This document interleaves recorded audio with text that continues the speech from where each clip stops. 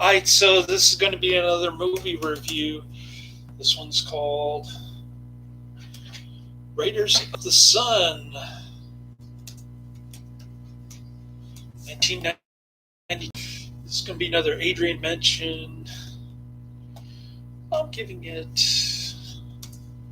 5 out of 5 stars. I really love this flick. It's one of those so bad that it's good type movies. It's a ripoff on Mad Max, Death Race 2000, and Blade Runner. In fact, one of the IMDb reviewers called it Mad Norton because it's got Richard Norton from Octagon, American Ninja, and Modern Warriors, The Martial Way.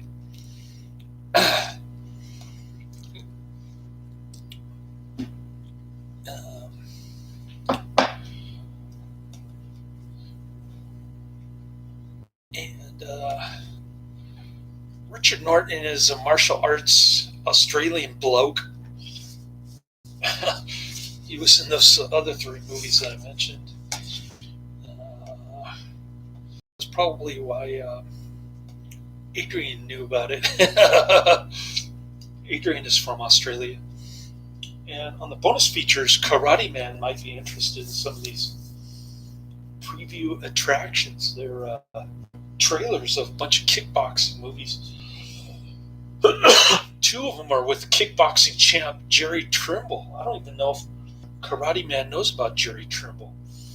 But we've got Live by the Fist, Jerry Trimble flick, and another Jerry Trimble flick, One Man Army, in the bonus features.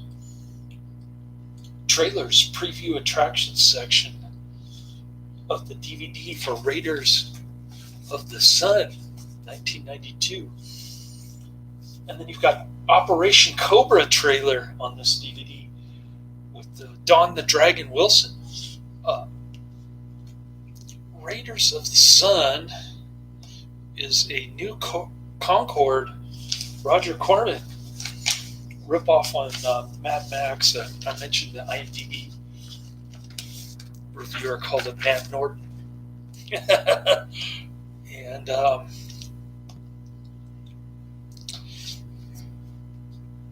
it's a post-apocalyptic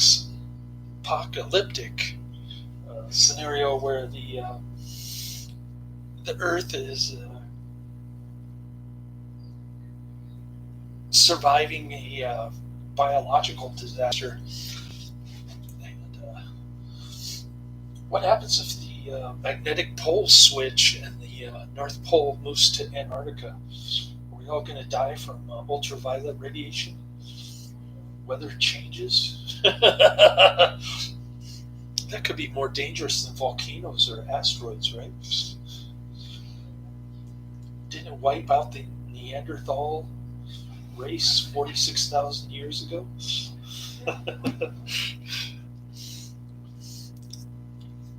Anyways, not too many people know about One Man. It only has 153 ratings on IMDb. This one, Raiders of the Sun, has 212 ratings on IMDb. It gets a low 4.3 out of 10. The Filipino babe in this one is the reason to watch.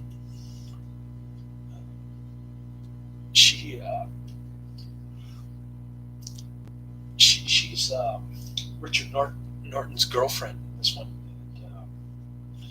You get to see her in her glorious splendor. I counted 3 times in this one, and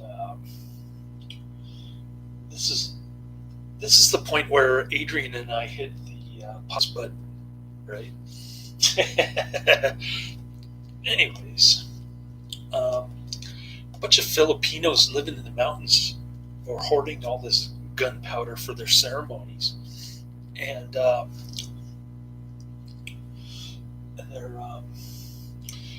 gunpowder is a rare commodity in this post-apocalyptic world where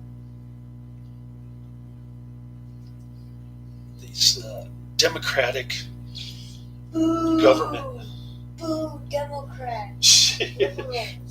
People who whine and talk about feminism and support feminism and talk about socialism. Boo.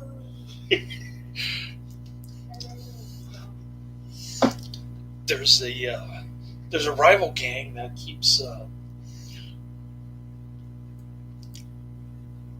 I think it just means that it's a democracy or mob rule, pretty much. So there's this rival gang that's going after the democracy gang, and they're shooting at each other so much that there's a shortage of gunpowder. It's more valuable than gold gunpowder. So they're in these weird-looking cars with this bizarre-looking attachments to them, kind of like a Mad Max. Is it a car with a machine gun on top? Yeah, it's got wooden. It's got pieces of wood on the sides and in the front. It's got the machine gun on the top. How did you know? I guessed.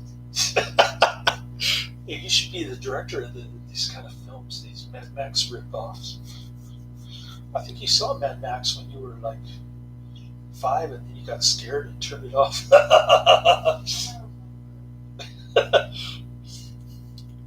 I think you got scared of American Ninja too. This one has a couple of actors from American Ninja. You've got Rick Dean and Henry Strzalkowski. Rick Dean was in a couple of Blood Fist movies with Don the Dragon Wilson. Anyways,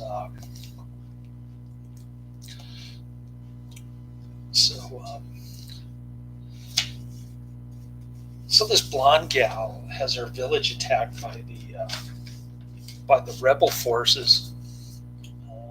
She gets locked up by Hoghead, which is played by Rick Dean. And, she gets locked up in the dungeon there as some kind of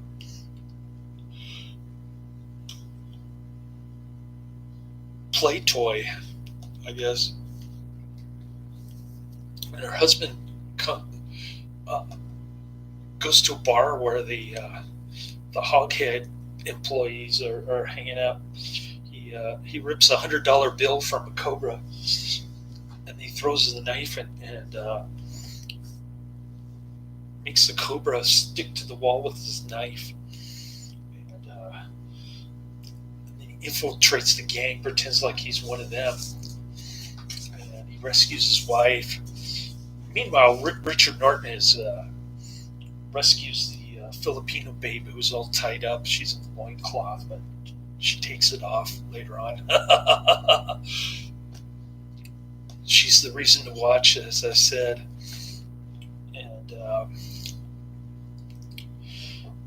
And so there are these mountain people. They're like Filipinos, but they speak Spanish. It's weird.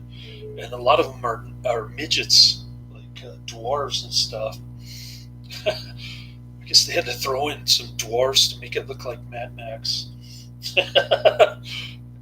So they hired some cheap Filipino dwarves to join in the battles, and a lot of explosions, gunfire, cool stuff, racing around in cars. And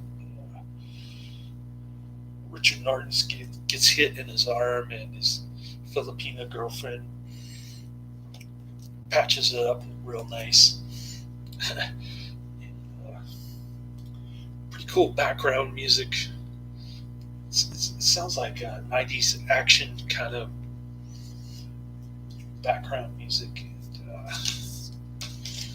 And, the dialogue is inane, really bad, but in a good way.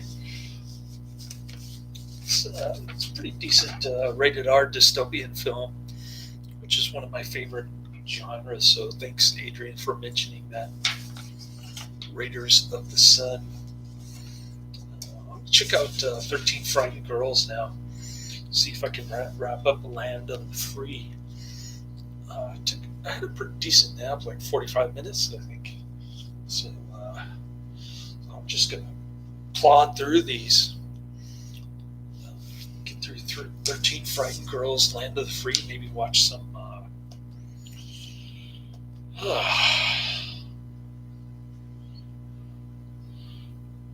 do I got? In the year 2889.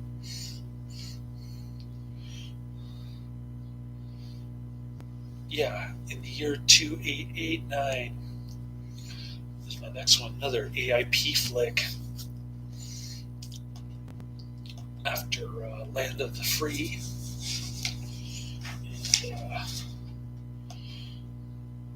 what do I have coming down the pike from Netflix? Let's see.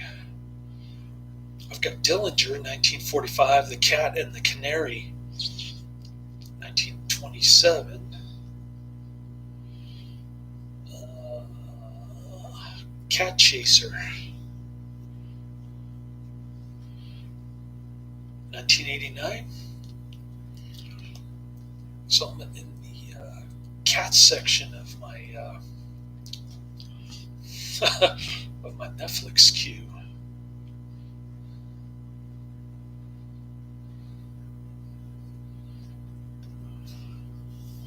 And I don't know how Dillinger got in on my Netflix queue. Maybe Adrian told me to watch it or mentioned it in passing, like he always does. But cool. Get this 13 Frightened Girls under my belt.